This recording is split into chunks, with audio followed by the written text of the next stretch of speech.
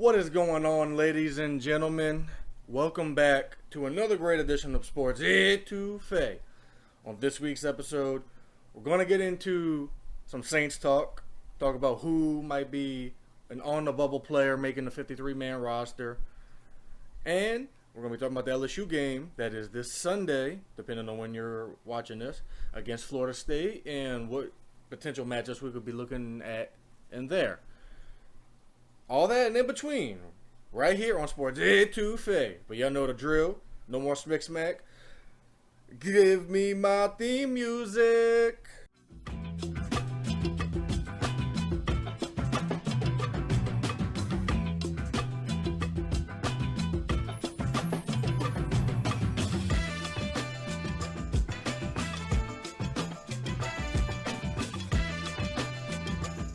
All right, so first things first, let's talk about the New Orleans Saints.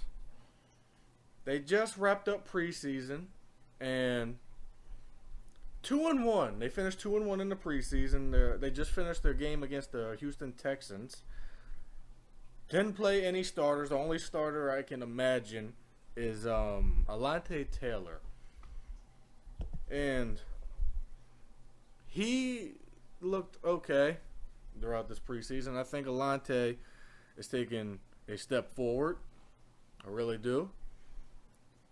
And the offense, with the second team offense, we saw Andres Pete play, the second string left guard throughout the preseason. James Hurst has gotten a majority of the first team reps, at left guard, because Andres Pete suffered an injury earlier in camp, and since then James Hurst has taken over the reins at left guard, and he has looked pretty decent. So this last game, the whole entire starting offensive line did not play at all, and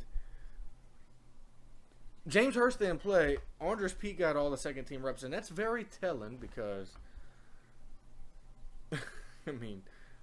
James Hurst is starting over Andres Pete. Andres Pete is probably going to be the backup. If he's not the backup, then I'll be pleasantly surprised. And I think Hurst is better than Andres Pete at left guard right now. I do. And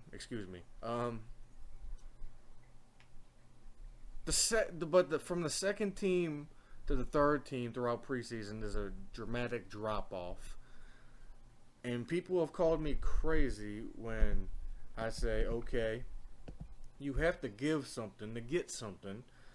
And people are saying that Jameis has a high trade value right now. And I tell people, I'm like, look, I would package Jameis Winston, Tre'Quan Smith, and I would call up Denver and ask Sean, can you give us an offensive lineman? It probably won't be any of their starters, but it potentially could be. There's a lot of players on the Broncos. There's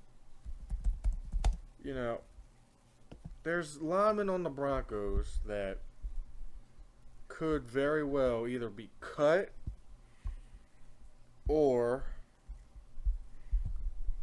traded, because you have to get down to the 53-man roster. And looking at their current roster before, cuts are made,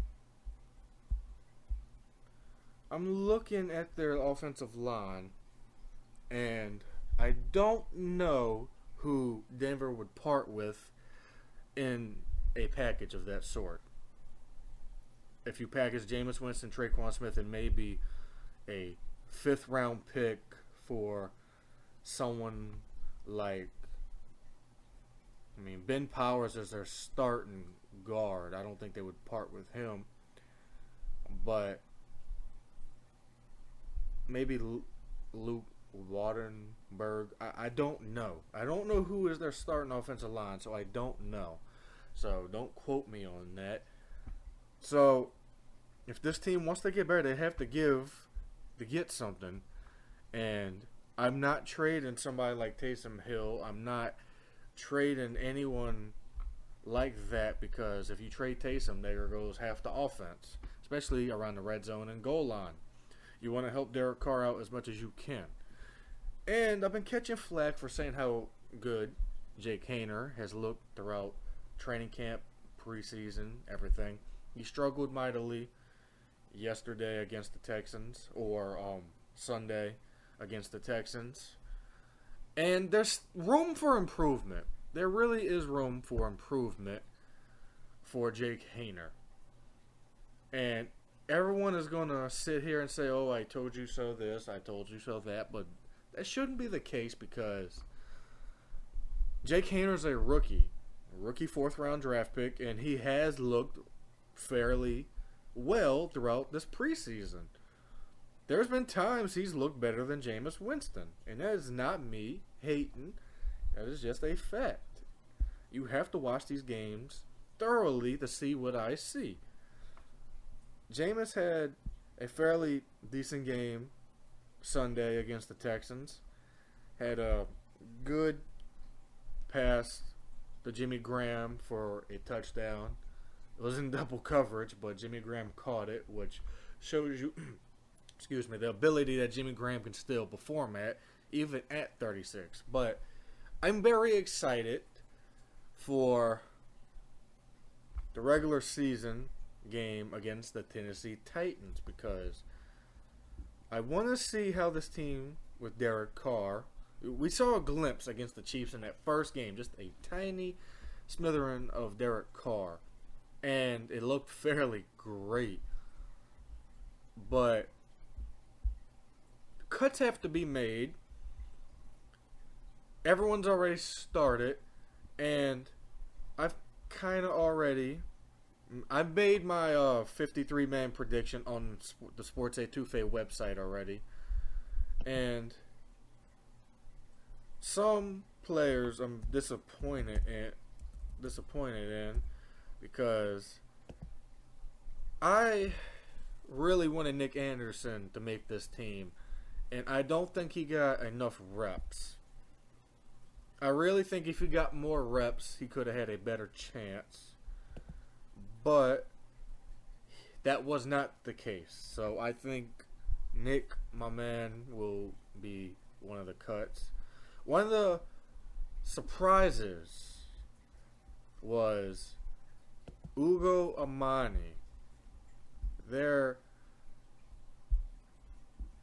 Ugo Amani just came out of nowhere. I've talked about him on this show many times. And I think he's going to be a factor for this team this year. A great rotational piece, definitely. So that is Anthony Orji as well. Anthony Orji, I think, is going to make this team.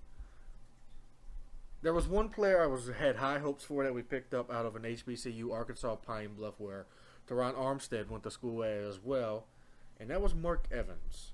Didn't see a whole heck of a lot from him that stood out in the preseason. So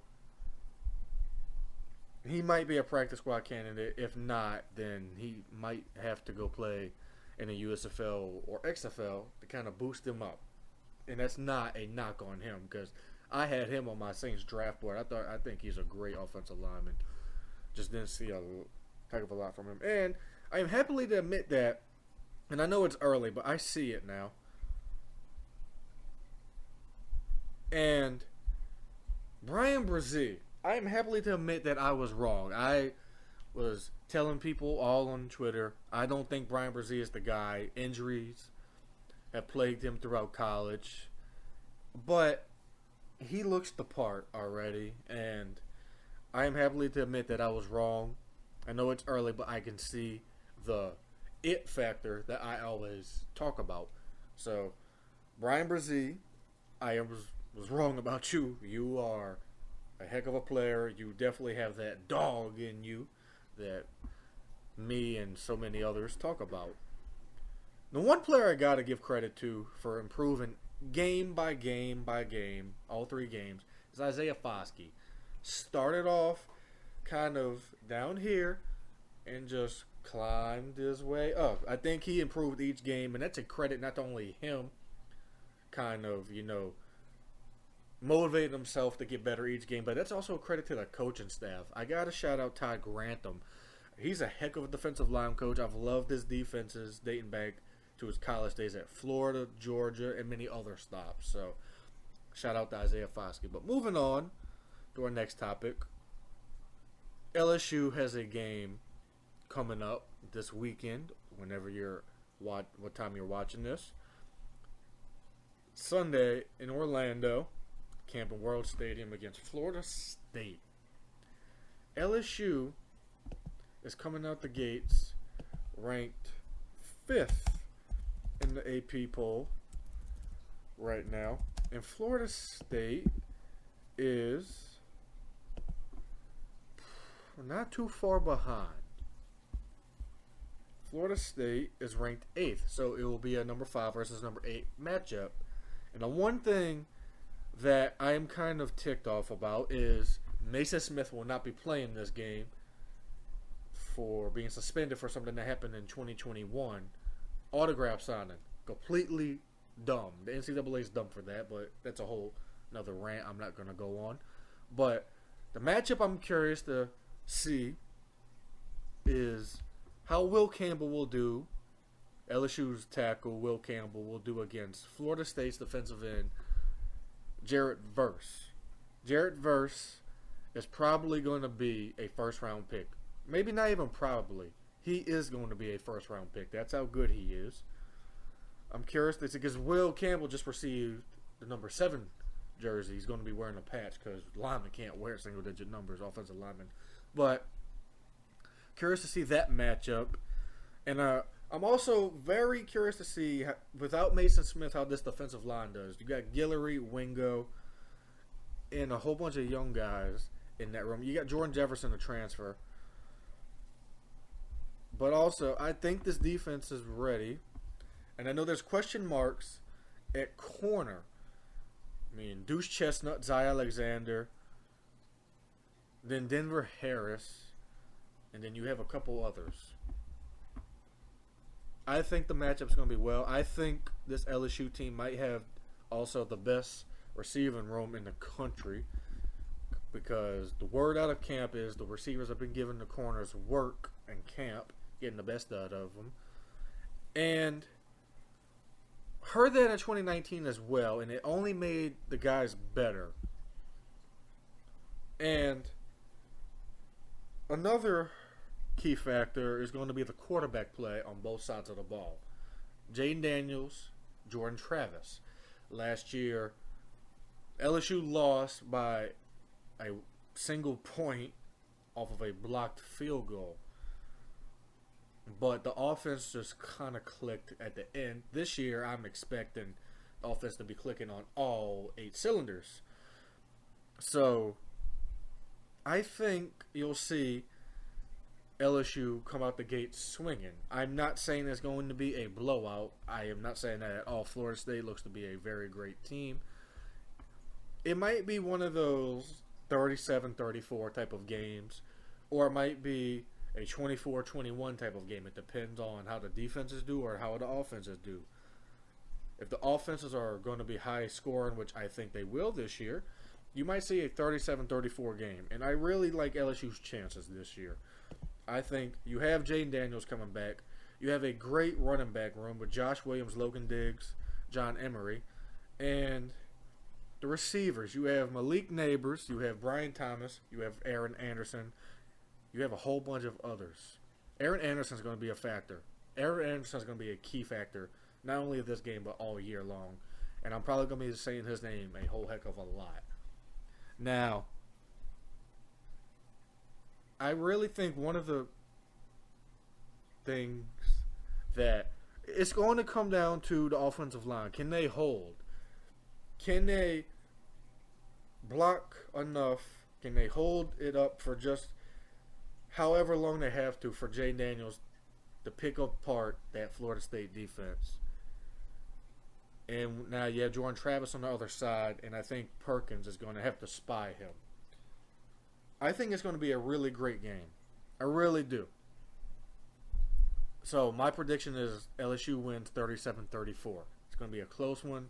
I think Ramos kicks the game-winning field goal at the end, 3 seconds left, type of deal. From probably either the 30 or 40-yard line. Nothing too crazy. So that is all the time we have today. Be sure to like, subscribe, and don't forget to share this everywhere all over social media. You can find me also on Twitter, Facebook, Instagram. On Twitter and Instagram at the Soulman57, Soul spelled S-O-U-L. And be sure to watch or click or find us on sportsétouffée.com. And look for many of the other content that's coming up soon as well. So, with that being said, I am Logan Graffia. This has been another great week's edition of Sports Étouffée. We shall see you guys next time.